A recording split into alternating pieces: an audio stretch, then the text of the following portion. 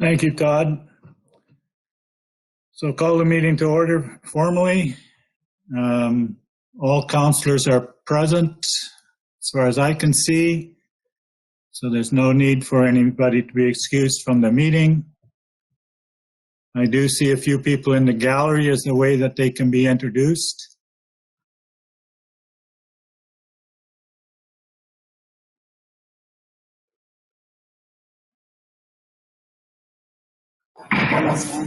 Just right there so they can see me.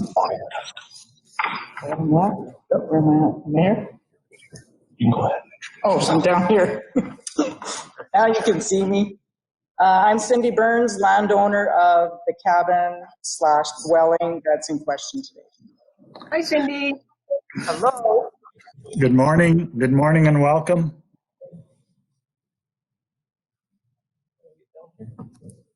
See in the bottom corner there.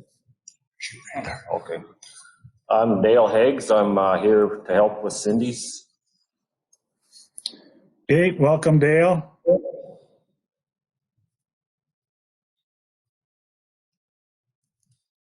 Good morning. I'm Henry Friesen here about the new house move-in over at the Oasis trailer yard close to Rolling Hills. Good morning, Henry. Good morning. Okay. The minutes from the meeting of August the 6th were circulated. I believe we all have a copy. How do you wish to handle them? Anne-Marie? Take it you're moving. Oh, yeah, motion to approve. Motion to approve as circulated. Any discussion at all? All in favor? That motion is passed. Are there any post-agenda items?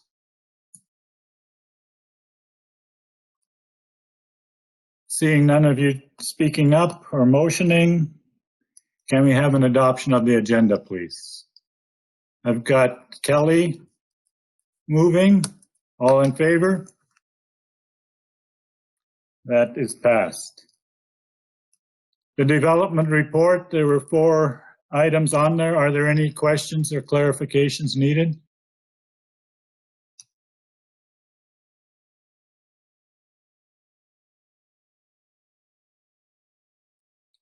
Seeing none, we will accept that as information and move on to subdivisions. And Maria? Right. Good morning. This is an application that we received to create one new parcel, approximately 7.046 hectares or 17.4 acres in size, containing an existing farmstead from a previously unsubdivided quarter section for residential use. This parcel is located in the southeast of 22-15-15 west of the 4th Meridian, which is in Division 4, approximately 3 miles east of Scandia. And the adjacent lands are all in the agricultural district. This proposed subdivision was recently rezoned from agriculture to small holdings by bylaw 1995-20, and that was done to allow for the extra agriculture land to be subdivided off with the original farmstead and developed portion. So the proposed subdivision contains a dwelling and several outbuildings. These buildings all meet the required setbacks of the land use bylaw, except for one grain bin right on the south end, which is approximately 0.6 meters too close to the property line. The proposed parcel is serviced by a septic tank and field, and also the regional water line. And the septic field is contained within the proposed lot lines and meets the requirements of the Alberta Safety Code setback. Access to the proposed parcel is from Range Road 15-2. The applicant will provide an access right-of-way across the EID canal to both portions of the proposed lot. And you can see that in one of the maps it's outlined. The applicant will also provide there are 2 established road approaches for access to both the north portion and the south portion of the proposed subdivision. So there are no abandoned wells within the proposed subdivision. The application was circulated to the facility owners and we did not receive any comments in that regard. There were no comments received from adjacent landowners or affected parties. Conditions to be considered would be any outstanding property taxes shall be paid, consideration of adjacent landowner and referral agency comments, which we did not receive any, and that any conditions of municipal services, and that the access right-of-way be registered concurrently with the plan of subdivision. Municipal reserve in this instance is not applicable because it is considered the first parcel out of the quarter. So it is recommended that MPC approve the subdivision to create 1 new parcel, approximately 7.406 hectares or 17.4 acres in size, containing an existing dwelling and outbuildings from a previously unsubdivided quarter section for residential use, subject to the following conditions. 1, that all outstanding property taxes be paid, and 2, that the access right-of-ways be registered concurrently with the plan of subdivision.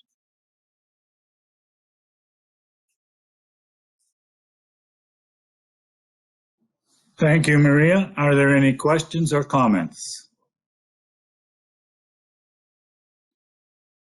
Wayne?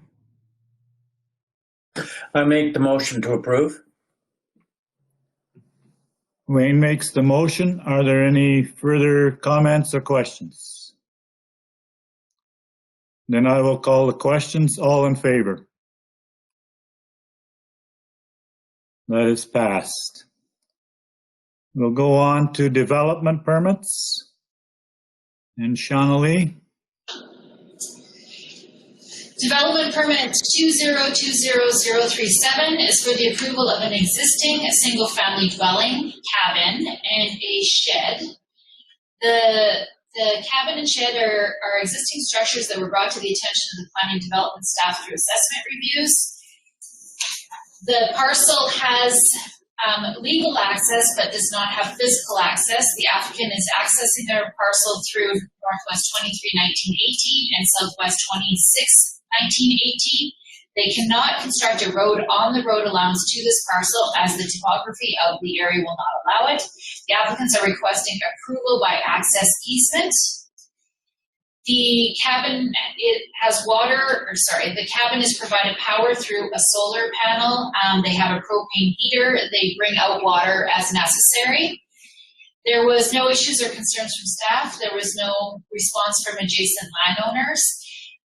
Historical resources provided written approval for the cabin to remain as it is. Alberta Environment just responded on Tuesday of this week. And their response is that they are concerned about the lack of physical access. The department does not issue leases for, I'm reading the email from Alberta Environment. The department does not issue leases for private access, therefore it would be the MD's responsibility to create access within the road allowance. Also be aware of the sensitive soils in the area and any ground disturbance could have damaging effects. So that was the response from Alberta Environment. The Planning and Development Department is recommending approval with conditions as listed. And Mrs. Burns is here to answer questions. Thank you. Does the applicant have anything to add at this point?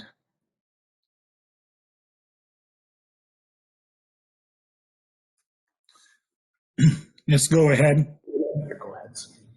So as far as having access to the cabin that's in question, there is full access via a vehicle. There was medical emergency on August 12th that was with 2 kayakers on the river, and police, ambulance, and fire had no problem accessing, and both kayakers were pulled out at the location in question.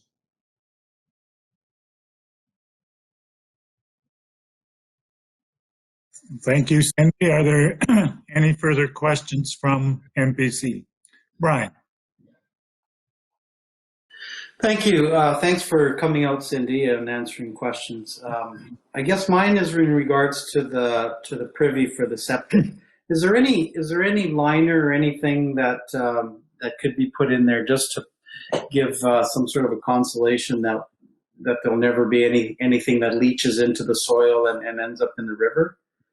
Maybe give me a better idea about what exactly is and I'm familiar with a dirt outhouse, but I guess I'm just a little questioning about the distance from the river. I know I read in the application it says a minimum 50, and you guys went over and above that and put it at 200. But I guess in my mind, anything close to the river is a bit of a concern for me. The outhouse hole that is drilled is in clay, and yes, a liner could be put in place, but it's in a clay base. Okay. Okay, thank you. That's all I needed to know, because clay is as good as a liner. So. Okay, Kelly? Morning, Cindy. Good morning. I'm just wondering for myself and the rest of MPC, how long has the cabin been located here? The cabin was started August of 2013 with the flood that took place. There was basically just the floor was built, it's on skids, and it was a garage package that was moved in by Dale Higgs, purchased out of Calgary, and it was erected as we could do so just on weekends. Thanks, Cindy. Excuse me, anything further? Yes, Molly.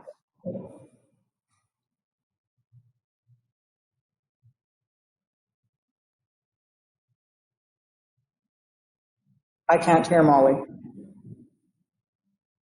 I can't either. That would be because I didn't unmute.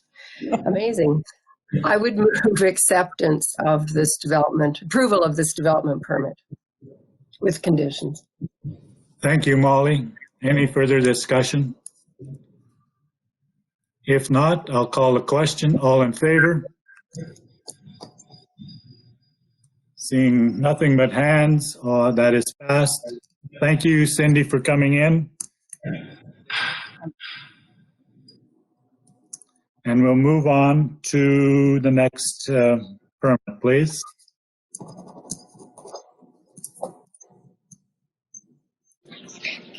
Development permit 202041 is for the installation of a moved-in dwelling with an attached garage and deck.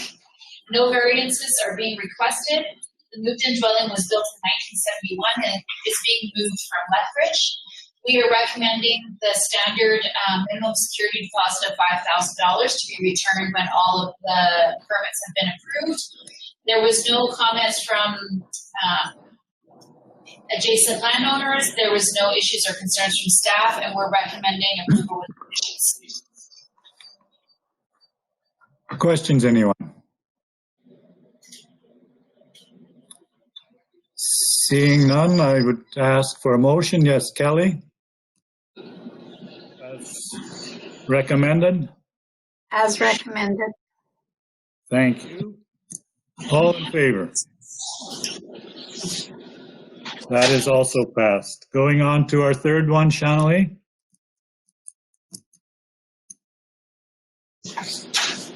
Development permit 202042 is for the installation of a freestanding solar panel with a variance to the height. Our land use bylaw allows 15 feet, and the height that they are requesting is 17. There was no response from adjacent landowners. There's no issues or concerns from staff, and we're recommending approval with conditions. Thank you. Questions, Alan? No question, but I would like to move for approval. Okay, okay, thank you. Any further questions? Anne Marie? I was wondering about the height of this. It's 2 feet higher than what we allow. And just checking with Jeff and Maria, if when you're reviewing the land use, will we make changes to this? I think this is definitely something that we will look at in the land use bylaw update. We're seeing more and more personal solar panels and installations, and people are trying to use, new technologies. And I think if council wants to go that direction, then we could make it more flexible for these situations.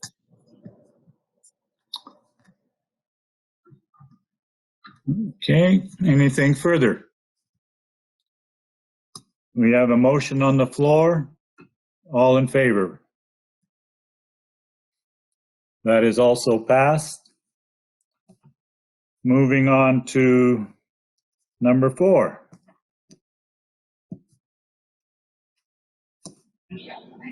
Development permit 2020047 is for approval of a single-family dwelling, an existing single-family dwelling with a variance to the setback, and it's going to be a second dwelling on the site. According to the assessment records, the house was constructed in approximately 1960. The primary dwelling was approved just recently in 2020, but it also was constructed in approximately 1960. The land use bylaw states that either the second dwelling or the main residence must be occupied by the owner of the property. In this situation, it is owned by JBS facility, so the residences are used for, they're not lived in by the owner. The applicant is requesting a variance to the side yard setback, a 12-foot variance, bringing the 25 feet setback down to 13. This is kind of tricky with the land titles because they're not touching, they're separated, but there's a map included in your package showing that. There was no issues or concerns from staff. There's no response from adjacent landowners, and we're recommending approval with conditions. Thank you. Looks relatively straightforward. Are there any questions? Brian? Well, it says on here that there's a consolidation of titles, and I can't seem to find it, but I did read it. And I'm curious which 2 titles or parcels, I should say, are being consolidated. I can answer that, Brian. They're going to consolidate the parcels that we're talking about today that are broken up into 3 with the main JBS facility. So are you talking about in the last map, there's 3 in blue? Is that the ones that we're talking about? They're going to be consolidated with the main JBS parcels, yes. Okay. Okay, thank you. Someone else had their hand up. Lionel? I would move approval of this, please. Thank you. Any further questions? Seeing none, I will call the question. All in favor? That is passed. On to our last one, please. Development permit 2020048 is to install a moved-in dwelling to be used as a second dwelling and the construction of a detached garage. The parcel has split zoning. The west side of the parcel was rezoned from no business to agriculture in March of this year. The landowner has already had approval for 2 dwellings on that parcel, and he is removing one of the second dwellings and then replacing it with another second dwelling. The applicant was denied approval from Alberta Transportation to create an approach off of the highway. So they are requesting an access easement from the south adjacent parcel, which is how they have been accessing the parcel in the past. We're recommending the minimum security deposit of $5,000, which has been the standard. There was no issues or concerns from staff. There was no response from adjacent landowners. We're recommending approval with conditions. And Mr. Friesen is here to answer any questions. First of all, Henry, anything to add?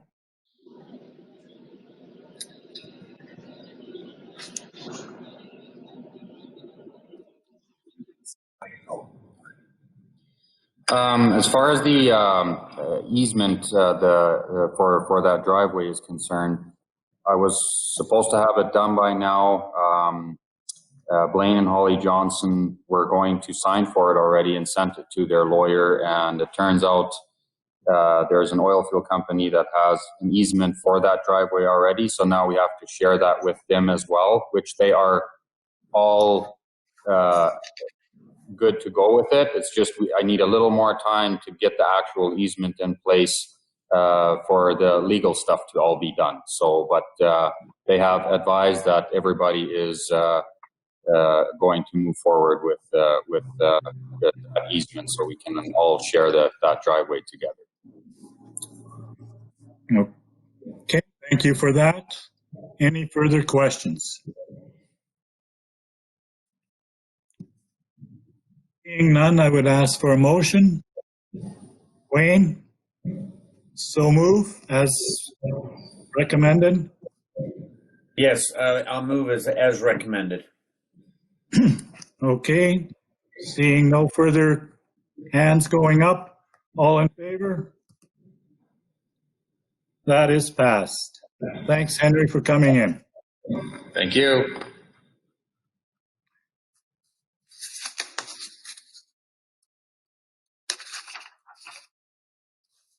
There are no post-agenda items, nothing in camera, anything for question period. Seeing nothing, I will adjourn the meeting. Thank you, everyone.